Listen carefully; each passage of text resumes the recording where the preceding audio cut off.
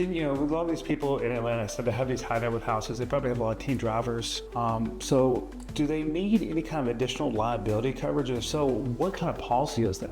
Yeah, that's one thing we need to talk about is liability. One of the shocking things we find is even just on a normal policy, somebody will call us and we'll be reviewing their coverage and we'll find out what their policy limits are. A lot of people don't know this, but insurance doesn't just cover everything. You actually buy a limit on your policy, and the limit in Georgia is $25,000. And I tell people all the time, that will cover maybe about 60-70% of the accidents that happen out there. There are a lot of accidents that are just fender benders, no big deal.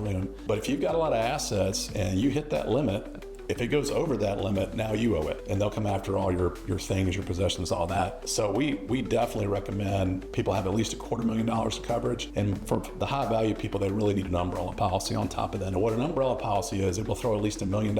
You can buy more, but at least $1 million worth of coverage on top of the liability that you already have. So when someone has teen drivers, do you typically recommend that they get a umbrella policy? I would, because with umbrella, with teen drivers in particular, they just make mistakes. They have accidents and different things happen to them. And you can look in the headlines and see where, sometimes teen drivers make really bad decisions, or they have some friends in the car. And I think we all have heard the unfortunate high school story where a kid, some kids went off and did something, and the next thing you know, there's a child that's died. And I'll just tell you this, when a child dies, nobody's going to be feeling bad for you, in that situation. So I remember years ago when I first became an independent insurance agent, I had one of my big first losses was actually a teen driver, good grades, responsible kid. It was just an unfortunate incident, and two of the people in the car actually lost limbs, and it was about $800,000 claim just for them. Yeah. And thankfully the customer had an umbrella policy, but they had a lot of medical bills and things like this. I'm like, look, it was a freak accident.